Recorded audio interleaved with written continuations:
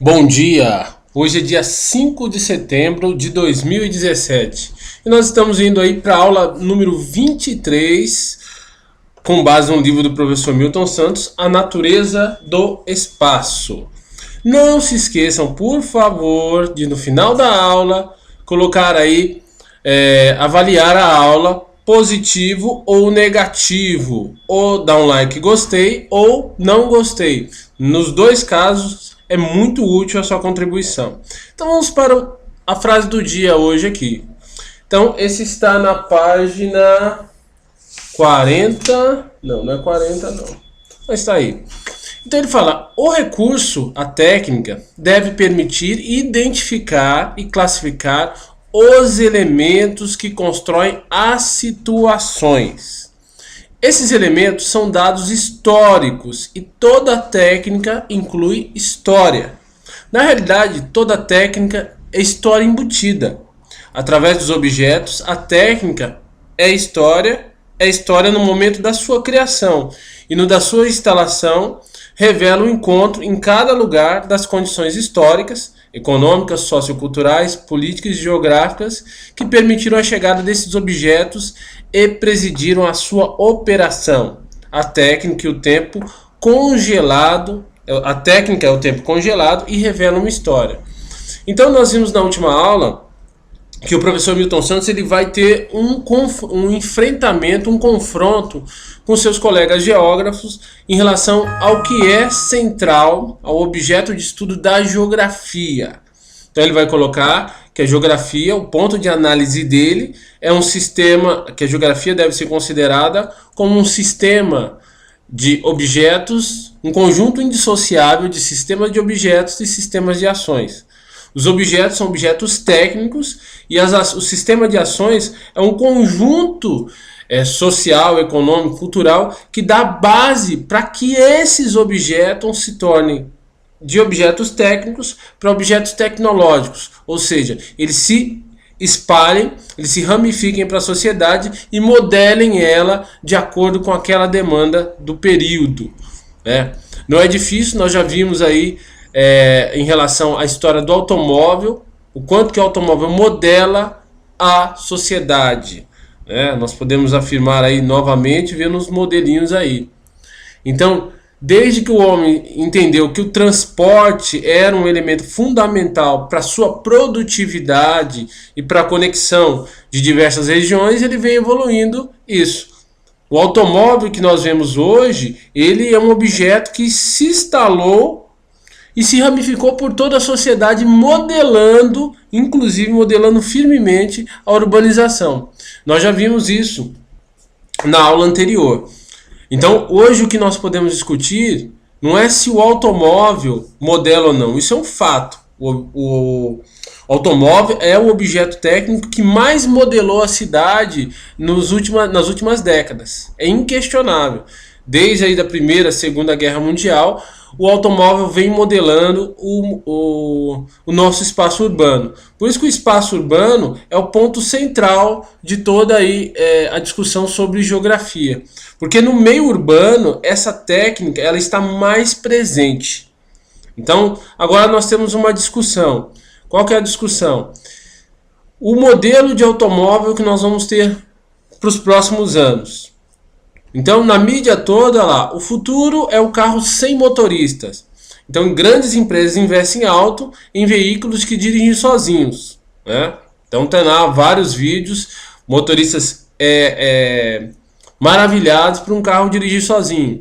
Hoje já tem carro que estaciona sozinho, que freia sozinho, que mede distância, tem infravermelho, uma série de recursos que em muito pouco tempo vão estar em carros populares. Isso é um fato. Hoje eles são objetos técnicos que integram automóveis de carros de grande valor agregado, mas gradativamente eles vão se tornando algo comum. Então, aí nós temos de novo, Uber lança serviço de carro sem motorista nos Estados Unidos. Então, é o carro sem motorista, mas você não precisa ter o seu carro sem motorista. Você pode ter um Uber sem motorista, certo? E aí outro sistema que modela, né? A Volvo. Carro elétrico, estamos vendo o início do fim do carro a gasolina. Então não é mais híbrido ou que dirige sozinho, já é um modelo de carro elétrico. A montadora sueca Volvo e o governo da França fazem planos para só colocar carros elétricos na rua.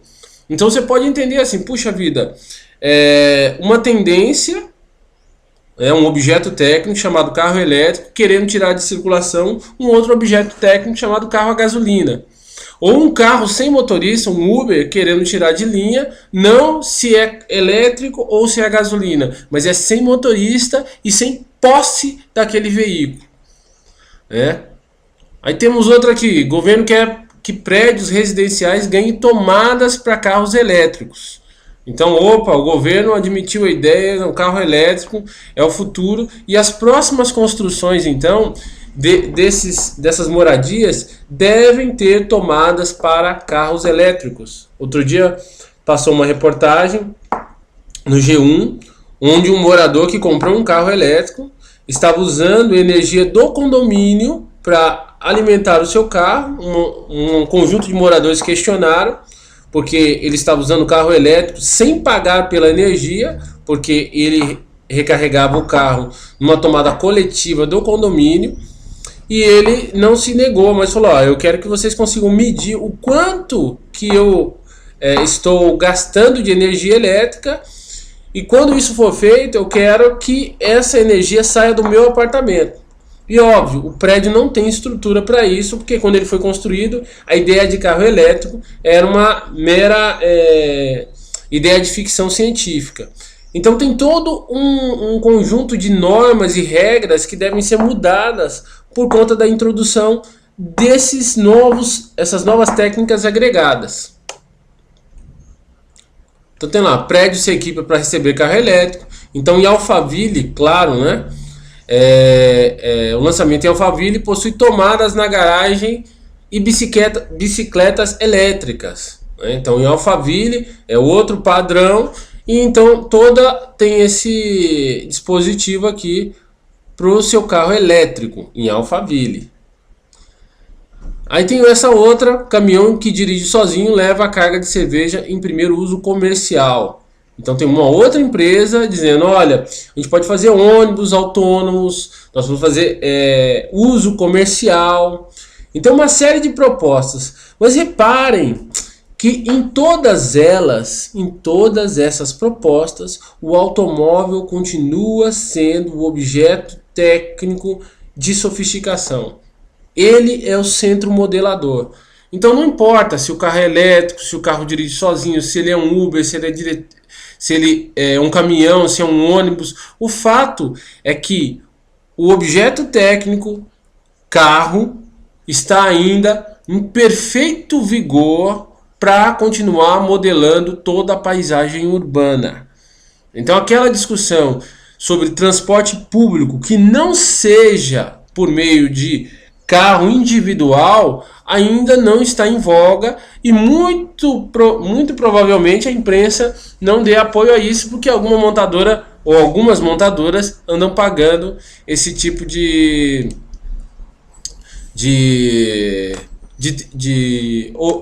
notícia tendenciosa, vamos assim dizer. Você vê que todas as notícias que falam, o carro sempre está em voga. Aí voltamos para cá. Através dos objetos, a técnica, a história, no momento da sua criação e da sua instalação, revela o encontro em cada lugar das condições históricas, que é econômicas, socioculturais, políticas e geográficas. Então nós podemos entender sim que o carro encontra condições econômicas, socioculturais, políticas e geográficas favoráveis para que esse objeto técnico continue se consolidando como tecnologia. Isso é importantíssimo. Então depois nós vamos ver nas outras aulas como esses conflitos se dão. Por que Milton Santos levanta esse conceito aqui e levanta essa problemática? Para nós entendermos que a história não é um absoluto.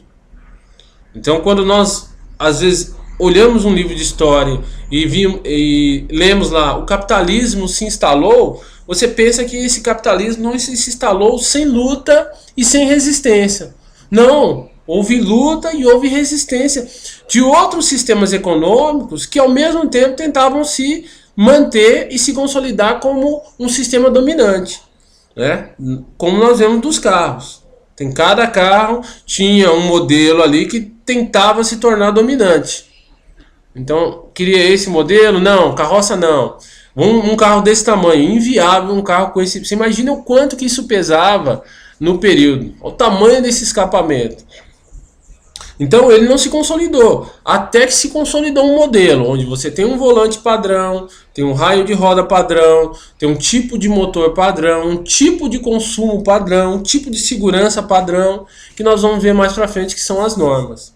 Então o que é importante você entender? Que a história não é um absoluto, a história é um relativo. Essas forças elas se encontram, elas se engalfinham, elas têm confronto, elas lutam para se estabelecer como modelos dominantes. Então, Milton Santos sempre bateu de frente com o discurso único da globalização. Olha, a globalização não é um fato inquestionável ou uma realidade irreversível. Não existe realidade irreversível. Todos esses sistemas eles se constroem com base em muita luta e muita resistência. E sempre há as contradições que deixam as brechas para essa mudança mudar de rumo. Então está querendo ir para a esquerda, às vezes abre uma brecha, uma tentativa de consolidação de falhas daquele sistema, que você pode mudar o curso daquilo e mudar para outro lugar. É a questão que ele levantou da globalização. A globalização é construída para favorecer as grandes corporações? Sim. Mas essa consolidação da globalização produz contradições gritantes que podem ser usadas sim para serem absorvidas por classe média e baixa e darem uma outra configuração de poder a esse mesmo processo de globalização. Mas isso nós vamos ler lá para frente. O que é interessante é ver isso aí agora. Ok? Então ficamos por aqui. 12 minutos. Não se esqueçam, por favor, de avaliar a aula, ou positivo, marca gostei, ou não gostei. Dos dois modos é importante que você avalie. Não só assista, avalie a aula, ok? Então, até mais, até a próxima aula.